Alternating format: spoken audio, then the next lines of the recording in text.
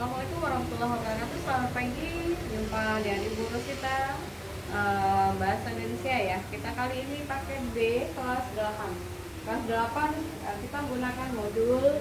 Di modulnya nanti kita gunakan di unit 1 dulu ya. Kita bahas tentang unit 1. Unit 1 itu bicara tentang masih sastra. Oke, kita masih bicara tentang sastra. Satu karya yang hebat. Nah, di sini novel yang kita kupas adalah tentang kisah. Oke, kita lihat dulu. Kupas tuntas karya sastra. Nah, kita perlu mengetahui. Kita lanjut ya. Di kelas 8 ini kita nanti bicara tentang mengidentifikasi informasi pada teks ulasan. Terus kegiatan keduanya menyimpulkan isi teks eksposisi. Nah, ada rangkuman, ada penugasan. Nah, kita kembali lagi ke yang tadi, karya yang hebat. Nah, novelnya berjudul Rentang Kisah. Rentang Kisah, penulisnya Gita Savitri Devi. Penerbitnya Gagas Media, tahun terbitnya 2017. Nah, buku yang berjudul Rentang Kisah karya Gita Savitri ini bercerita tentang kisah sang penulis, ya, sang penulisnya sendiri. Dalam buku ini diceritakan perjalanan hidup Gita. Tidak hanya itu, pengalaman berkuliah di Jerman juga menjadi bagian dari kisahnya. Penulis mengawali kisahnya dengan bercerita kehidupan masa kecil. Masa kecil Gita, berbagai fenomena kehidupan dengan banyak pelajaran berharga bagi kita. Nah, itu dia. Ya, ada termasuk penguasaan bahasa Jerman. Nah, di sini terlihat nih. Kisahnya di Jerman terus berlanjut hingga tak terasa 7 tahun berlalu. Oke, banyak pengalaman serta pelajaran yang kita dapatkan selama 7 tahun di tanah rantau. Semua pengalaman itu tentunya mampu mengubah kita menjadi pribadi yang matang dan lebih baik, tidak seperti dulu, yang di awal-awal. Nah, buku ini benar-benar ringan untuk dibaca. Cerita yang penulis sampaikan begitu saja mengalir dan sangat mudah dipahami. Tidak heran jika Rentang Kisah tahun ini sudah hidup, sudah masuk cetakan ke-6. Nah, meskipun pada dasarnya ini adalah tentang kisah perjalanan hidup penulis, ada pesan, ada nilai moral yang ingin disampaikan kepada pembaca. Nah, setiap penyajian atau permasalahan di awal bab, maka pembaca akan ditunjukkan bagaimana penulis merenungkan permasalahan itu dan dibagikan di akhir. Ya. Ini juga ada contoh buku ziarah. Nah, ini termasuk drama atau jenis film drama ya. Ini tentang ziarah. Tentang prawira sakit. Itu dia. Target satunya mengidentifikasi informasi pada teks ulasan tentang kualitas sastra, karya sastra. Nah, guru memandu untuk membaca contoh teks ulasan. Nah, tadi sudah kita baca tentang Rentang Kisah. Tadi isinya berarti apa? Tentang kehidupan kisah si penulis, ya, penulis itu sendiri. Nah, ziarah tentang apa? Nah, nanti kalian bisa kupas kembali. Nah, yang kedua, mengidentifikasi cara mengungkapkan pada teks ulasan. Nah, tulislah kelebihannya dan kelemahannya apa. Nah, ini perlu kalian ketahui. Kelebihan karya dari Rentang Kisah apa? Kelemahannya apa? Nanti dicari. Terus ini judul tentang drama ziarah tadi, bagaimana, apa kelebihannya, kelemahannya apa. Nah, sedangkan di kegiatan 2 itu menceritakan kembali itu bisa jadi menceritakan dengan menggunakan kalimat sendiri, kalimat masing-masing. Jadi tidak textbook ya, tidak textbook. Jadi boleh bahasa sendiri. Nah, ini bisa di sini boleh bentuk kelompok. Nah, itu dia. Nah, aspek nilainya ini. Nih. Teks ulasan adalah teks yang memaparkan penilaian terhadap suatu karya. Terus ini ada penugasannya. Kita boleh cari ChatGPT.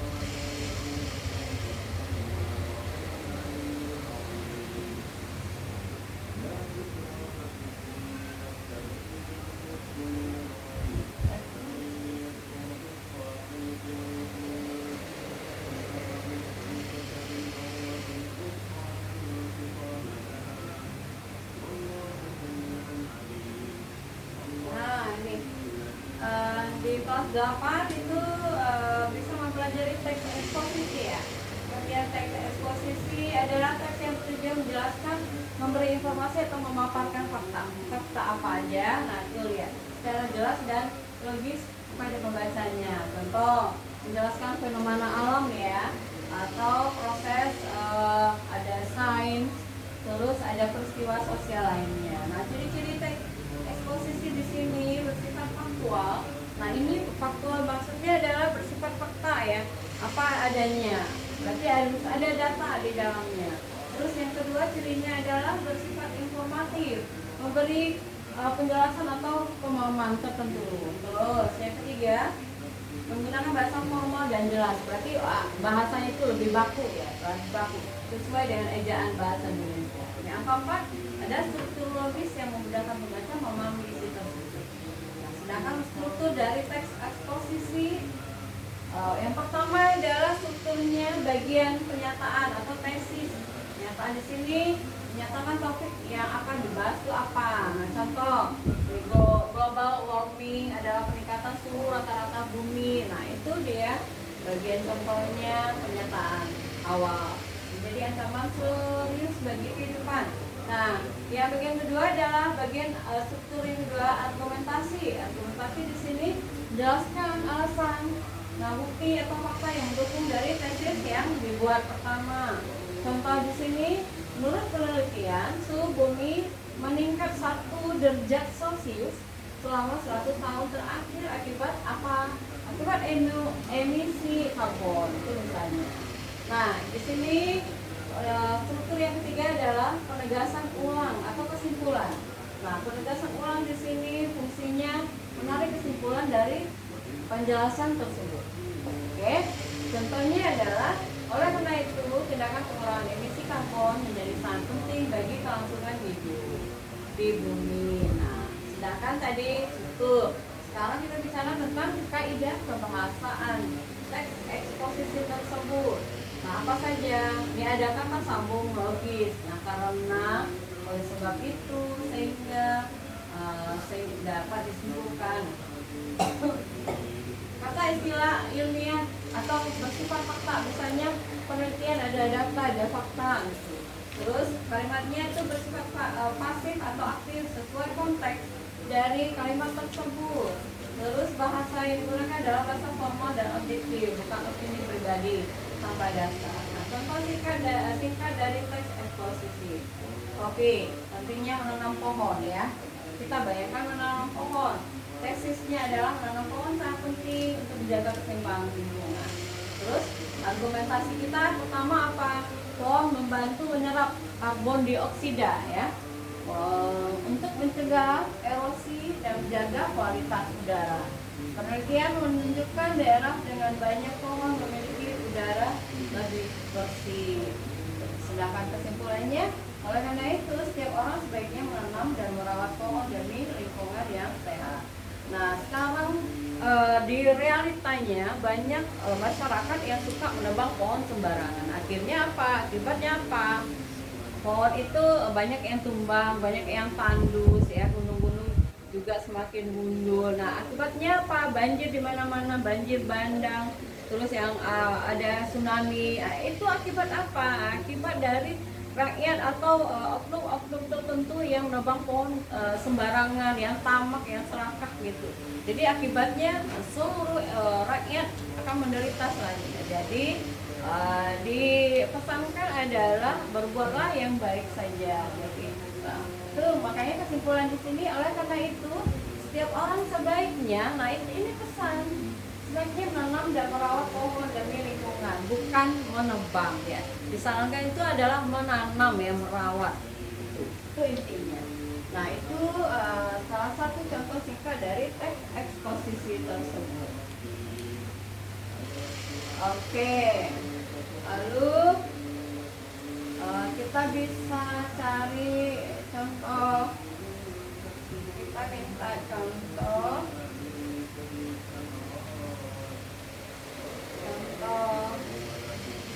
teks eksposisi yang menarik.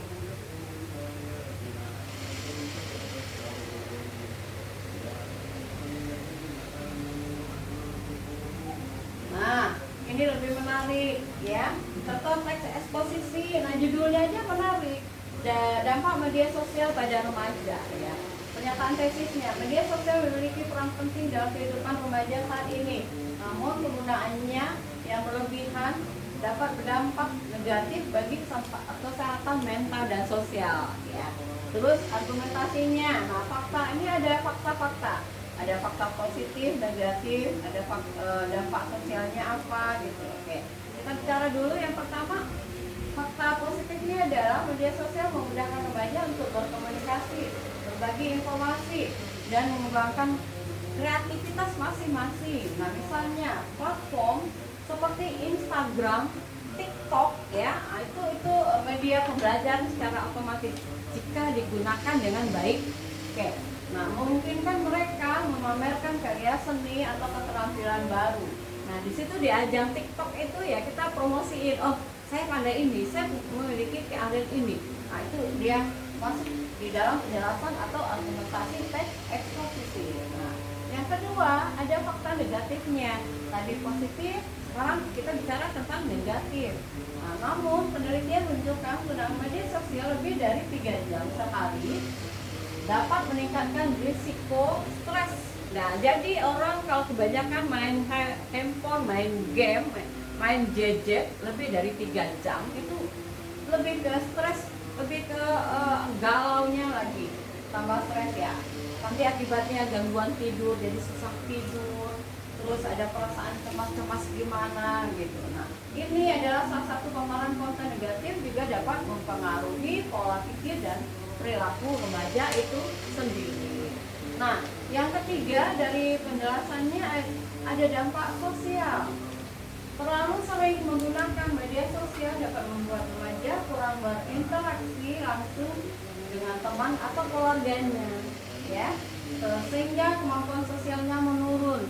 Nah, misalnya dalam saat kita makan saja itu, misalnya sekarang itu lebih ke main handphone sambil makan di piring, ini tuh handphone di tangan kiri ya kan, terus nanti masih buka, jadi kurang komunikasi. Nah, orang zaman dahulu itu makan itu di tempat makan, handphone tidak ada handphone ya, saat dulu tidak ada handphone, jadi fokus, jadi tanya kabar, say hello, misalnya kalau kita udah makan malam misalnya, tadi belajar apa nak? Itu ada sempat bertanya. Tapi sekarang gimana? Waktu makan aja kita jarang bareng ya kan? Sekarang itu ya pribadi-pribadi sendiri. Nah itu kenyataan sekarang. Tuh benar di sini. dampak sosialnya benar begitu gitu. Jadi ada nih membuat remaja kurang berinteraksi langsung dengan teman atau keluarga sendiri gitu. Itu dampaknya. Nah, di sini bagian kesimpulan atau penegasan ulangnya adalah dengan demikian media sosial sebaiknya digunakan secara bijak. Remaja perlu menyeimbangkan waktu online dan offline agar manfaatnya maksimal tanpa menimbulkan dampak negatif bagi kesehatan mental maupun hubungan sosial. Oke, ciri-ciri menarik dari teks ini adalah topik dekat dengan kehidupan remaja. Apalagi cirinya, faktanya jelas dan relevan, jadi berhubungan. Lalu strukturnya lengkap ya, ada tesis, ada argumentasi, ada kesimpulannya. Nah, yang selanjutnya adalah bahasanya formal, tapi tetap mudah dipahami, mudah dicerna. Itu dia, oke. Nah, itu bagian contoh dari teks eksposisi yang lebih menarik. Oke, kita lanjut. Mungkin kalau sudah paham, kita bisa buat tugas. Ya, tugasnya adalah tugas kelas 8.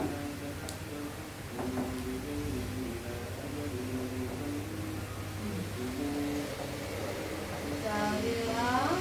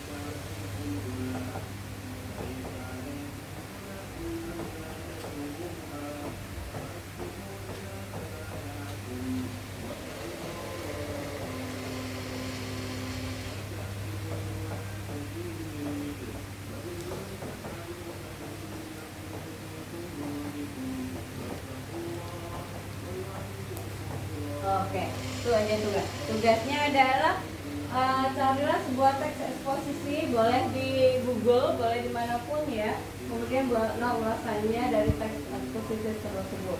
Nah, pembahasan struktur teks eksposisi itu dia.